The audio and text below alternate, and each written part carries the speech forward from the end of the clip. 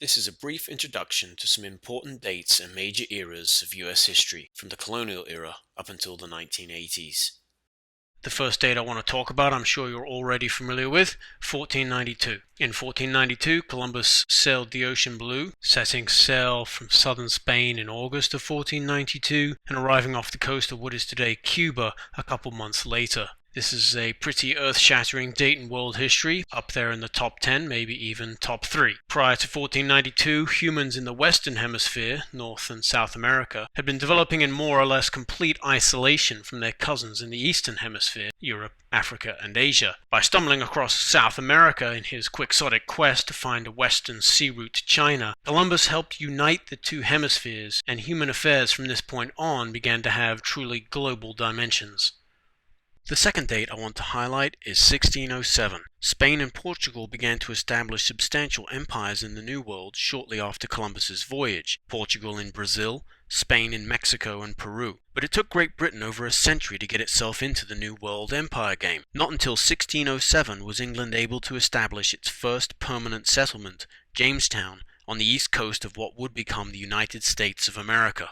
Over the next several decades, 13 British colonies were established on the east coast of what is now the United States. But as you know, this empire was not destined to last. The third date, as famous if not more so than 1492, is the year 1776, when George Washington, Thomas Jefferson, and the rest of the American patriots issued their Declaration of Independence from Great Britain. 1776 is a pretty good candidate for the beginning of true United States history, although Great Britain did not formally recognize the independence of its former colonies until 1783, after a fairly bloody Revolutionary War. So, European interaction with the Americas begins in 1492, the prehistory of the United States begins in 1607, and the real history of the United States begins in 1776 or 1783. From these beginnings, this course will sprint through all of the drama, the highs and lows of US history from that point until, well, actually the course kind of ends with a ... We certainly don't have time to get up to the present day, so usually I like to aim for the year 1989 as a suitable ending point, and so that's the fourth date to remember. So what is so important about 1989? Well, the Stone Roses put out its debut album, which at the time was a pretty important event for me, but even in my solipsistic and hedonistic teenage years, I was able to realize the even greater importance of the tearing down of the Berlin Wall. This is seen as the symbolic end of the Cold War, the titanic struggle between the United States and the Soviet Union that had been waged basically since the end of World War II. Okay, now let's turn to the eras of US history. We'll start with the English colonial era. As we've seen, it starts in 1607 when Jamestown was founded, and it lasts until 1763. There's a couple of important things that I'd like to highlight about this colonial era. The first thing we're going to want to look at is how the colonies established themselves and then went on to develop into full-fledged colonial societies. We're also going to want to see how the British interacted with the many Native American tribes that already lived in the regions occupied by the British colonies. And finally, we want to understand how the British interacted with the rival empires. The Spanish were settling in the Southwest and Florida, the Dutch in New York, and the French up in Canada. The next era is the Revolutionary Era. We begin this era in 1763. It's not exactly clear why and when the colonial era becomes revolutionary, but I've got a pretty good argument 1763 works well, and so that's the date we'll use. The end is quite clear. 1783, in the Peace of Paris, the British, shockingly, admit defeat and recognize the independence of the United States of America. Obviously, the major topic of this era is understanding how the British colonies came to rebel against their mother country and eventually secure their independence. In this short clip from the Patriot, we can see how Hollywood recreates a key battle from the Revolutionary War, the Battle of Camden, fought in South Carolina in 1780. Unfortunately, the movie's not particularly good, although it's not eye-bleedingly bad either. I just wanted to include this clip mostly to remind you how useful YouTube and Hollywood can be in bringing history to life.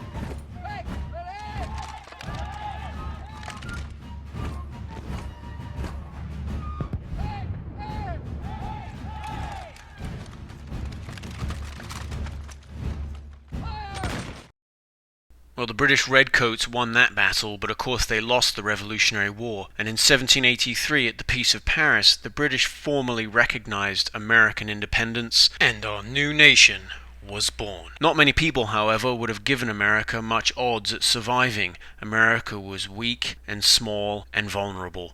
For this reason, we call the next era the Critical Era. The Americans do not get out of this critical era until the inauguration of their first president, George Washington, in 1789. During the Critical Era, Americans of course are concerned with simple survival. The French and Spanish in particular are looking rather threatening. But they also begin a conversation about what form of government should replace the monarchy they just fought so hard to overthrow. Everything was very much up in the air at this point. Like most revolutions, the revolutionaries were focused more on getting rid of tyranny than what they would actually replace the tyranny with. Some thought the 13 colonies should become separate independent nations. Some hoped to find a European prince or duke that would become king of America. In the end, the 13 newly independent states formed a confederation. A confederation is a loose alliance of independent states. During the Critical Era, some powerful people, such as George Washington, felt that the Confederation government was too weak and that America would not thrive or even survive without a new and stronger system of government. This resulted in the famous Philadelphia Convention of 1787, where a new constitution was written, setting up a new form of government, the one we have today. When this constitution gets adopted in 1788, and when George Washington becomes first president in 1789, we successfully leave the Critical Era behind. Okay, so it's 1789. We have the Constitution, the United States of America, President Washington. US history can really get going now. In our course this year, we will spend a lot of time studying the early development of the American Republic, and we'll break it down into more detailed eras and time periods, but I'm going to simplify things quite a bit in this introduction by using a very general era I'll call the Antebellum Era. Ante means before, bello means war, so this is the time before the war, referring here of course to the Civil War that breaks out in 1861. Two important topics among many that we'll study in this era are the rise of political parties, or factions as they were called, and the geographic expansion of our republic to the west, obviously taking land sometimes very violently and with force from Native Americans and rival European colonial powers as we went. You may have heard the famous phrase, manifest destiny, manifest meaning plain or clear, to describe and perhaps justify this insatiable drive for geographic expansion. But throughout the Antebellum Era, the single most important issue, the issue that almost destroyed our nation, is the growing sectional conflict between a slaveholding South and a non-slaveholding North. Many had hoped that slavery would disappear over time, and it did in the North, more or less. But in the South, slavery was an essential part of growing cash crops like cotton and rice. Eventually, in 1861, the country would be split apart, North and South, over this issue, and the fate of the nation and of slavery would be decided in a brutal civil war. The Civil War only lasted for 4 years, from 1861 to 1865, but because it was of such wrenching and profound importance for the nation, it certainly deserves its own era. Due in part to advances in warfare technology, the Civil War was a particularly bloody war. With over 600,000 combat casualties, the war accounted for roughly the same number of deaths as all American deaths in all other US wars combined. The North, led by President Abraham Lincoln, ultimately won the war and forced the rebellious southern states to stay in the Union. But because the war caused so much death and destruction, and because slavery was abolished almost as an inevitable consequence of the war, it should come as no surprise that reuniting the North and South at the end of the war proved to be a very difficult process. This time period is known as the Era of Reconstruction. There were two central concerns in this process. First, how to restore political, economic, and social unity between the North and South. And second, how to deal with the over 4 million former slaves who are now freed as a result of the war. Reconstruction specifically focuses on repairing the damage done by the Civil War, but more generally at this time, the final decades of the 19th century, the world, led by Great Britain, was heading full steam into the Industrial Age. Get it? Full steam. America quickly copied its English cousin in developing key technologies and innovations such as steel, oil, electricity, and the railroad to transform itself into a global economic power. The period of extreme industrialization and booming economic development after the Civil War is known as the Gilded Age. There's a fairly interesting story behind the naming of this era. It comes from a popular novel of the time written by Mark Twain, famous author of Tom Sawyer, Huckleberry Finn, and other classics. To gild is to cover something with gold paint, usually to make it appear more valuable and attractive, or to cover up something that is less appealing. Twain thought that the wealth and superficial glitter generated by the Industrial Revolution and capitalism was covering up and failing to address extreme poverty and misery amongst the workers and the poor in America. Occupy Wall Street, it seems, has a long tradition of protest and anger from which to draw. This protest and anger swelled throughout the Gilded Age, even becoming violent at times. Radical anarchists and communists were gaining influence, and there was even talk of revolution in the air. This anger reached a flashpoint on August 1st, 1901, when a young Polish immigrant and committed anarchist shot and killed President McKinley because, in his words, the president was the enemy of the good working people of America. After this crisis point, the powers that be could have clamped down on unrest with a firm hand, kind of like Tsar Nicholas II was doing in Russia at the same time. But we all know how things turned out for the Tsar. American leaders tried a different approach. Rather than continue to oppress the poor and exploited, why not address at least some of their demands to reduce the pressure and anger and thus avoid revolution? Accordingly, the Gilded Age gives way to a new era of reform, known as the Progressive Era. Progress is kind of a loosey-goosey word, but in general, a progressive is a moderate somewhere between a radical who supports drastic, even violent change, and a conservative who likes things the way they are. Obama, I think, is fairly comfortable calling himself a progressive.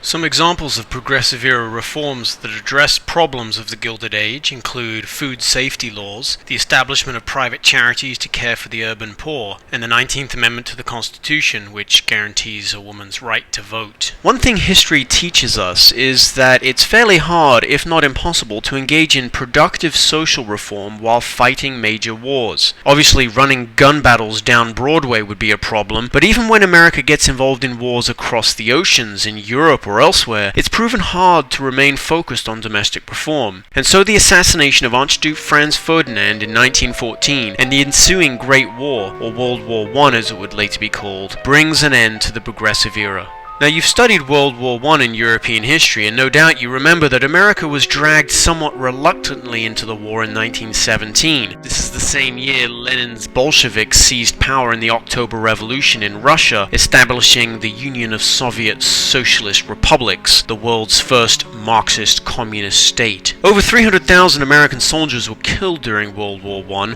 but America mercifully was spared the wholesale death and destruction experienced by almost all the European powers. As a result, we were in a good position to transition to peacetime growth and prosperity, and after World War I and through the 1920s, America experienced a sustained economic boom, a period known as the Roaring Twenties. Unfortunately, all good things must come to an end, and the Roaring Twenties came to a spectacular end in 1929 when the bottom fell out of the stock market, and America found itself smack dab in the middle of the Great Depression. With the economy in a tailspin and unemployment through the roof, Americans in 1932 turned to the Democrat Franklin Delano Roosevelt to get them out of this seemingly unending crisis. FDR was an undeniably powerful president. He made a profound impact on American government, politics, and society. In fact, he's the only president to be elected more than 2 times. He died in the middle of his 4th term in office. He's remembered primarily for 2 major accomplishments, each so important that they get their very own eras. First, he championed an aggressive and interventionist set of government programs to combat the Great Depression. This program came to be known as the New Deal. In this cartoon, you can see FDR valiantly sailing the American people out of the dark storms of the Depression and into the bright future of recovery and economic prosperity. Fat cat detractors yell impotently in the rear.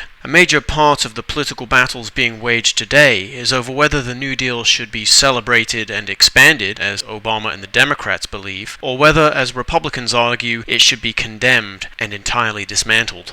FDR's second major accomplishment was to lead America with its allies through the hard fighting in World War II against Hitler's Germany in Europe and Imperial Japan in East Asia, although he died of a stroke in April of 1945, just a few months before the war ended. FDR's vice president, Harry Truman, took over after FDR's death. Germany had already surrendered, but Japan was still fighting on. Almost as soon as he took over the presidency, Truman was faced with the controversial decision to authorize the use of 2 atomic bombs, a fearsome superweapon that had just been developed by American scientists.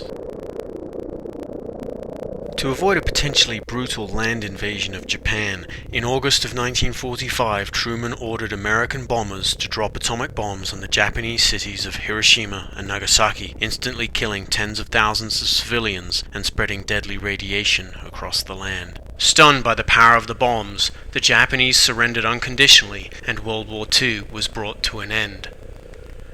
We'll add at this time another era and call it, suitably enough, the post-war era. The most important issue during this time is the beginning of the Cold War rivalry between the former allies but ideological foes, America and the Soviet Union. From here we can see the present day on the horizon, with no real distance, at least in big historical terms, between us and the years after World War II. It's pretty hard for historians to come up with neat divisions between distinct eras. So instead, from this point on, we're just going to use a generic decade approach: the 50s, the 60s, the 70s, and the 80s. And so there we are, an overview of the major eras of US history that we'll be studying this year, from the Colonial Era through the 1980s. Take the time to get familiar with this basic structure. It will provide a good foundation upon which to build a deeper understanding of US history in this class. Thanks for listening. I'll leave you with a reminder of the eras we've just discussed.